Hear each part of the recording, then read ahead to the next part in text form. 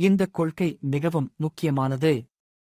நாம் அன்றாடம் பயன்படுத்தும் மின்சார மோட்டார்கள், ஒலிபெருக்கிகள் மற்றும் மருத்துவத்துறையில் பயன்படும் எம்ஆர்ஐ ஸ்கேன் மெஷின்கள் போன்றவை இந்த வட்ட வடிவ கம்பிச்சுருளின் காந்த புலக் கொள்கையையே அடிப்படையாகக் கொண்டு செயல்படுகின்றன. அடுத்ததாக வலது கை பெருவிரல் விதி. மின்னோட்டத்தின் திசையில் பெருவிரலை வைத்தால் மற்ற விரல்கள் மடியும் திசை காந்த புலத்தின் திசையைக் காட்டும். இது காந்த புலத்தின் திசையை தீர்மானிக்க நமக்கு மிகவும் உதவும். இப்போது நமது அமைப்பை வரைவோம். ஆரம் கொண்ட ஒரு வட்டச் சுருளை வாயேஜர் தளத்தில் வைப்போம். அதன் மையம் O. சுருளின் மையத்திலிருந்து x தொலைவில் அச்சின் மீது P என்ற புள்ளியைக் கருதுவோம். இங்குதான் நாம் காந்த புலத்தைக் காண வேண்டும். வட்டச் சுருளின் மேற்பகுதியில் dl என்ற ஒரு சிறிய நீளப் பகுதியை எடுத்துக்கொள்வோம். இந்த பகுதியிலிருந்து P புள்ளி இருக்கும் தொலைவை r என்று குறிப்போம். பித்தகோரஸ் தேற்றப்படி r என்பது r மற்றும் x ஆகியவற்றின் வர்க்கங்களின் கூடுதலின் வர்க்கமூலம் ஆகும். பயோசாவர்ட் விதிப்படி dl பகுதி உருவாக்கும் காந்த புலம் dB ஆகும்.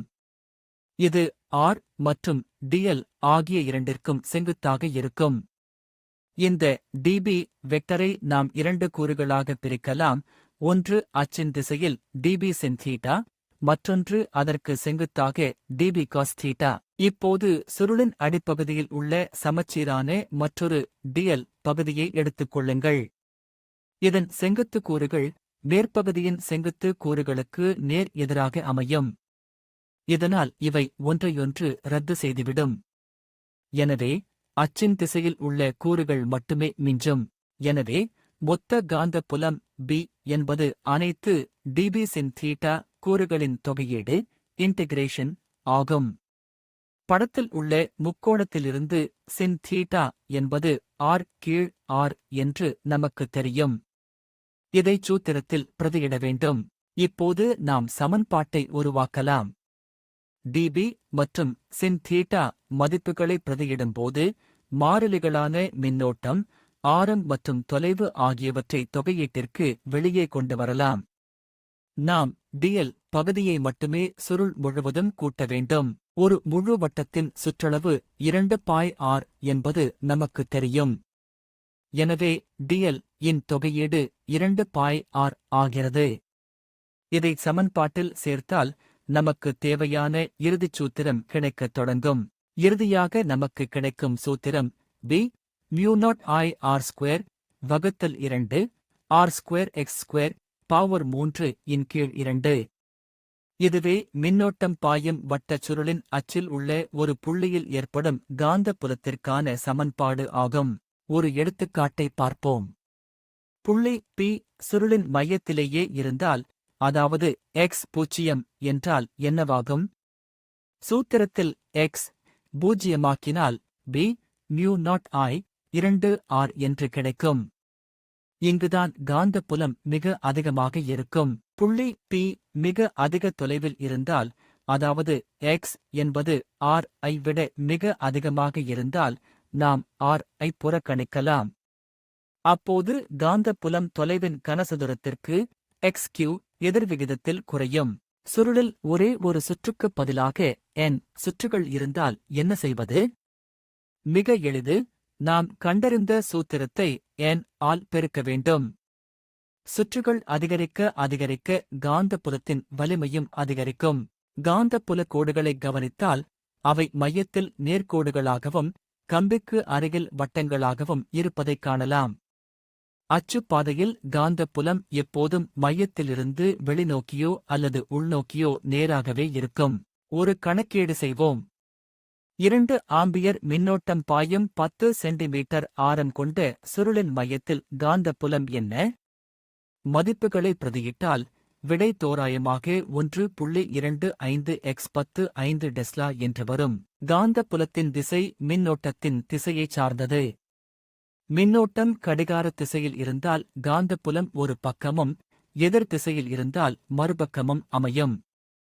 இதை நாம் வலது கை விதி மூலம் உறுதி செய்யலாம். இந்த வட்டச் சுருளை ஒரு சிறிய காந்தமாக மேக்னெட்டிக் டைபோல் நாம் கருதலாம். அதன் காந்த திருப்புத்திறன் m என்பது மின்னோட்டம் மற்றும் பரப்பளவின் பெருக்கற்பலன் ஆகும். தொலைதூர புள்ளிகளில் இது ஒரு சட்ட காந்தத்தைப் போலவே செயல்படுகிறது. மேம்பட்ட பயன்பாடாக ஹெல்ம்ஹோல்ட்ஸ் சுருள்களை கூறலாம். 2 இணையான வட்டச் சுருள்களை பயன்படுத்தி அவற்றுக்கிடையே ஒரு சீரான காந்தப்புலத்தை உருவாக்க முடியும். இது ஆய்வகங்களில் மிகவும் பயனுள்ளதாக இருக்கிறது. இந்த வரைபடத்தை பாருங்கள். காந்தப்புலம் மையத்தில் x0 உச்சத்தில் இருப்பதையும் மையத்திலிருந்து விலகிச் செல்லச் செல்ல இருபுறமும் விரைவாக குறைவதையும் இது காட்டுகிறது. இது ஒரு மணி வடிவ வளைகோடு போன்றது. மற்றொரு தவறு காந்தப்புலத்தின் ஒரு கூறை மட்டும் எடுத்துக்கொள்வது அல்லது செங்குத்து கூறுகள் ரத்தாவதை கவனிக்காமல் விடுவது. அச்சின் திசையில் உள்ள சின் தீட்டா கூறுகளை மட்டுமே நாம் கூட்ட வேண்டும் என்பதை நினைவில் கொள்ளுங்கள். பலர் r மற்றும் x ஆகியவற்றை குழப்பிக் கொள்வார்கள். x என்பது மையத்திலிருந்து உள்ள தூரம், r என்பது கம்பியின் பகுதியிலிருந்து உள்ள சாய்வான தூரம். சூத்திரத்தில் இவை சரியாக பயன்படுத்தப்பட வேண்டும்.